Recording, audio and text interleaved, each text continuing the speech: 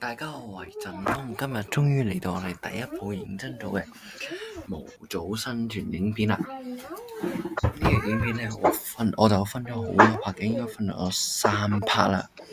因為點解咧？因為我本來琴日已經有錄咗條片，但係我錄咗半個鐘嘅，嗰條片係差唔多有半個鐘28分鐘啦。佢係上載唔到上 YouTube 同埋就算呢個影片剪輯器咧都擺唔到落去。因為佢太大啦，所以今日我就分咗幾 part 啦，大概書，跟住而家就係我哋嘅模組生存。今日嘅模組生存究竟有咩咧？好啦，廢話唔講，我哋而家即刻開始生存。呢個我今次用嘅模組就係最強村民模組啊！好似你就係正如大家所見啦，團埋嗰啲全部都係勁到咩咧？係超越咗唔知咩。首先你會望到一堆附魔金蘋果，你會諗呢啲附魔金蘋果咩料？附魔金蘋果64個，可以買好多組喎。而且佢用土就好喎，真係晒笑到我真係爆啦！佢真係唔知咩叫成本，自己俾人蝕都唔知道嘅傻仔。你總之我哋就先必須要先買個附魔金蘋果出嚟先，你直接去幾組，跟住。好啦，換咗幾組先？而家換4組啊，換4組先。跟住有個跌咗地下點？跟住呢個買應該係買不死圖騰嘅。首先買一盒不死圖騰，買一盒夠啦，因為你會望到咧，佢有啲裝備超 B 嘅書，成日不死圖騰，甚至用唔用到都未必一定用到啊。其實而家就係時候要買我哋其他嘢啦，有低圖騰啦，有呢個裝備嘅話，呢個係1000嘅附魔1000，其實今日係咩料咧？就係啲稿咧，但係佢稿唔知點解就冇附魔，但係佢係寫少少 OP 嘅，有幾 OP 我就唔知啦。至於呢把劍已經超越咗遊戲平衡1萬，超越遊戲平衡啦。唔係超越，係破壞咗遊戲嘅平衡。如果呢個係賣弓箭嘅，呢個強力都係黐線嘅，全部都係甜甜地嘅。跟住就我哋呢個應該係賣係超市啊，我唔識讀啊。但係普通話咧係讀超市，但係如果你中文我唔識讀我買咗好多煙火，唔知買咁多做咩？係超市係咪讀超市啊？真係唔知啊！我上網查下先得。跟住仲有冇嘢買？應該係差唔多其實。因為咧，我哋今日個 boss 係要打凋零王同埋中介龍，所以我必須要去地獄嘅。同埋你咪見到啱有好多中介字，我唔買，因為我唔想咁好似咁樣太作弊嘅。你話呢度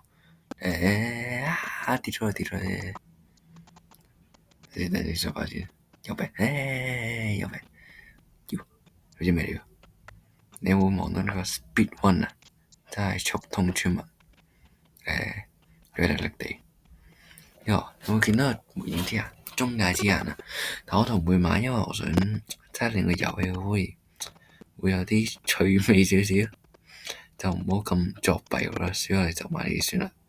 雖然都已經好作弊啦，因為我要做水通，需要最簡單方法應該用鐵啊嘛。睇下呢附近有冇村莊，你有啲飛入先，飛啊！嚟！唔知點解，唔知咩料。先問個村莊睇下有冇村莊。呢附近感覺睇到冇村莊，真係唔需要挖鐵啊！挖鐵係好辛苦嘅嘢，好難得挖。我哋再飛下先，我哋飛下先。有岩漿湖，一陣可以翻嚟。如果揾到鐵，揾到做到水桶嘅話，一陣翻嚟。哇！有冇啊？話要村莊就有村莊啊！即係呢個咩？呢咪實力咯 ，MVP 級嘅運氣啊！咩頂級運氣呢個係要乜有乜啊！要錢有錢啊！嗰時要錢有錢好想真係有錢就好啦。我而家先直接揾下我哋嘅鐵哥鐵哥喺邊度啊？嗰個鐵哥死咗。揾下先。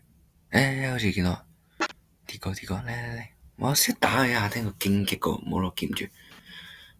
打下，哇！又係破壞咗遊戲平衡啦，已經。都係要畫個木頭，因為我要工作台先做到水桶。我哋又做個工作台，冇工作台，得啦，工作台要病。好，其實條但係佢唔係有兩條線嘅，唔係喎，鐵腳好似只可以調3至5塊，有兩條都冇用，因為調咗其實做咗有病。之後而家有水桶，我就翻去揾個硬嘅紙先。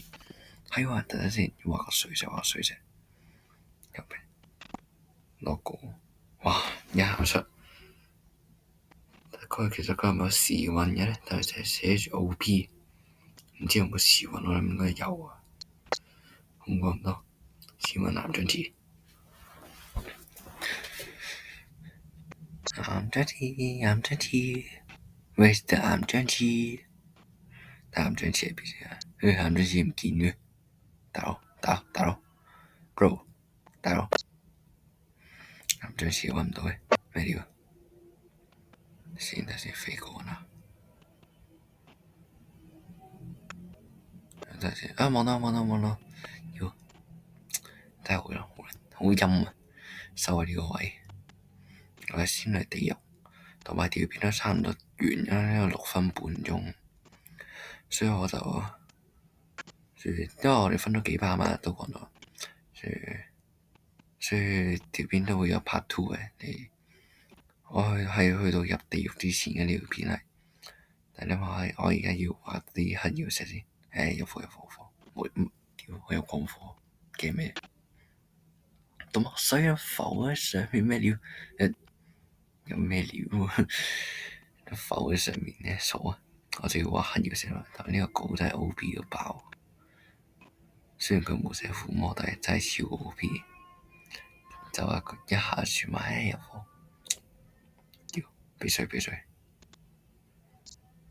但係隨便畫啦，畫有幾多要寫攞幾多要寫，要幾多有幾多，算啦，就咁多算。哇，都55個，都幾多係？唔知幾大，直接原地砌，其實搞笑。我哋條片喺呢度差唔多啦。至於如果你要睇翻之後，你就可以去我頻道度揾翻 Part 2嚟睇。OK。